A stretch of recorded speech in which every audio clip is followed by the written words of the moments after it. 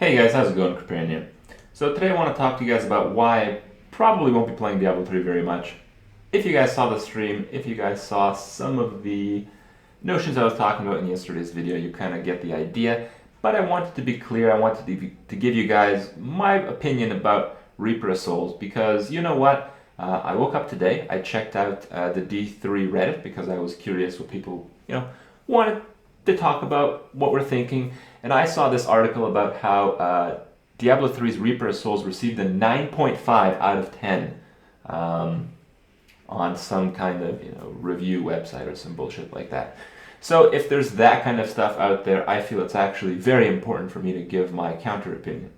So Diablo 3 over the years has been a fair game. If you compare it against the typical kind of game, it's very polished, it's pretty fun for a while. It probably beats out most PlayStation games in terms of how many hours you can play it without getting bored. But in terms of comparing it to how significant, the Diablo genre has been in the past, to how fun those games were comparatively in those times, and how intricate they were comparatively into those times, Diablo 3, when it was released 2 years ago, was a rather big disappointment. It didn't really innovate anything. The only innovation that it had was how much money Blizzard could make by ripping people off through the real money auction house, because, well, the entire game was finding items, so if they could pay for it, not only could they ruin the games for themselves, but they could make Blizzard a lot of money.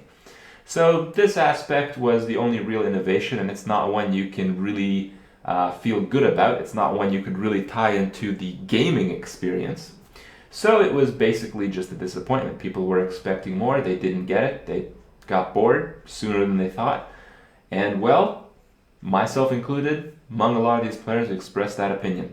And while this expansion is better, I expected more.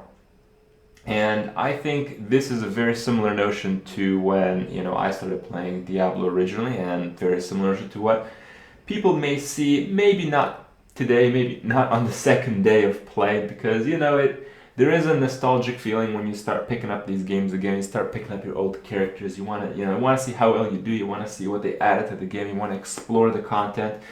And one notion that is pretty important is that I played pretty much exactly what you guys are playing right now, Reaper of Souls. I played exactly that in the form of the beta, a few months back, and I played that for a little over a week.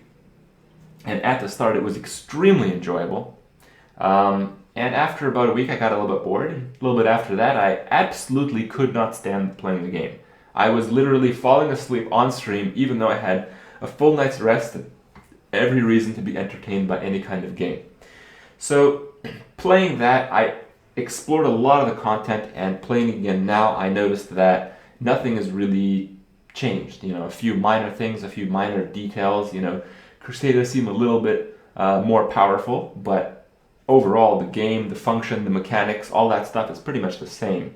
So when I'm doing a playthrough, when I started from scratch, I was hoping to relive that experience. When you start from the ground up with a character, you move through the game, you learn how it works, and you get attached to it, you get a feel for it. You want to keep playing, you want to make your character more powerful, you want to prove to the world that you can beat up all the bosses and do it your own way. That feeling was pretty much completely gone. I had some light of that in the beta that I played, but about a week in, it pretty much disappeared completely. And I feel the people who are coming back and they're enjoying the expansion right now, good. You guys will love it, but don't be too surprised if a week, maybe two, you'll start looking at other games, because, well, the expansion fixes a lot of the small frustrations in the game. Like, it's easier to get items, you don't have to deal with the auction house, you don't have to, deal with other players, I guess, if you don't want. And you can just play the game, and that part is pretty good. But if you did that in the original version of the game, at some point you'll realize that the mechanics, the fundamental design is overall the same. Yeah, instead of farming one particular zone, you can do bounties. I didn't like doing bounties. I actually preferred to farm specific zones today after doing bounties for about a week during the beta. You can do rifts. And yeah, I could do rifts today. I did one. It was fun to watch some people die, but in terms of overall fun, overall changes to my experience within the beta, which I eventually got bored of, there's nothing new. So I expected more.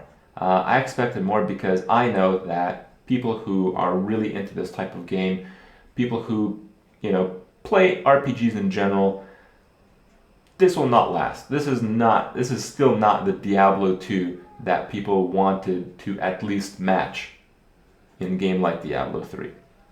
And there's a few other things that, some people are really praising this idea of, no auction house and, soon there's going to be ladders, and I want to address those two things at least just so people see some sort of clarity. So, in general, when you advertise an expansion or you advertise any game, you advertise the good things in it, the things that you add, the things that you innovate. And while the main innovation for the original game is being removed from it, that is not really something that you should really see, as a huge innovation, because it's not. They sold you on innovation and they took it away because it sucked. That's not innovation again. Everyone knew that it sucked. So yeah, the game is better played without the auction house, but I understood that 2 years ago. That's how I played the game for most of my time playing it, despite what you guys have seen from World First, Diablo Kill, and all of that. Most of the time I actually played Diablo 3. I played on hardcore with a few select friends that decided to abide by the rules of never trading with other players or using the auction house, because that's the only way you can actually enjoy the game. So yeah, but I've also done that. And when I do it, today when I play Diablo 3 again, today the game is no different from me, so it doesn't impress me in any way, and this is the way that I look at it. And the other thing, with ladders, well, ladders sound good, and it's certainly something I wanted, and having some sort of reset is really the most important thing, but just saying ladders leaves the door open for a lot of catastrophically terrible features to add to the game. So the reason I bring this up is because I see a very strong parallel between this and Diablo 3. So people expected ladders from Reaper of Souls expansion because it was data mined. People were talking about it. The dev made some jokes with ladders on Twitter or some bullshit. I don't really know. People expected ladders. People expected big innovation. People expected there a reason for a ladder, and with that comes more features. But I see this parallel as one of the original version of the game where PvP was anticipated, and eventually PvP was scrapped and was said that, yeah, a few months after the game launches we'll introduce PvP and it will be great, and we have all these ideas and all this and that. And I told you guys that PvP will suck balls, and it came out way longer than anyone had expected, and it was as if they took as little time and as little creativity as they possibly could into something that could actually be called PvP, and that's what they released. So I see this very similar parallel to the ladder system. So you can create a ladder system, and you can create a ladder system that's pretty much a big piece of crap, where it just has a list of the existing Paragon levels of where people are. So if people want to check in to see if their Paragon level 650 character is among the top, they can go ahead and do so. But when it comes into actually bringing some sort of real competition to a game, some sort of real change, like resets, like constant updates, constant changes throughout the game that would impact the various resets that happen throughout the year and would change the game fundamentally at several different points. It would bring back players to play again and again each time these resets happens, each time these ladders happen. That's a very big portion of the game that we didn't see at all in Reaper of Souls. So because of that, I am completely pessimistic about the ladder idea. And it's a little bit sad, but, it's another game. I'm still having a lot of fun with others. I'm not so desperately trying to find my way in Reaper of Souls to try to make the best of it, as, I still enjoy a lot of others, and, if you enjoy Diablo 3 as your main game, don't let me stop you from doing that. So, that's what it is. Hopefully you guys enjoy listening to my opinion, and keep that in mind when you read reviews about how Reaper of Souls is the best game in the universe. So, hope you had fun, and I'll see you guys tomorrow.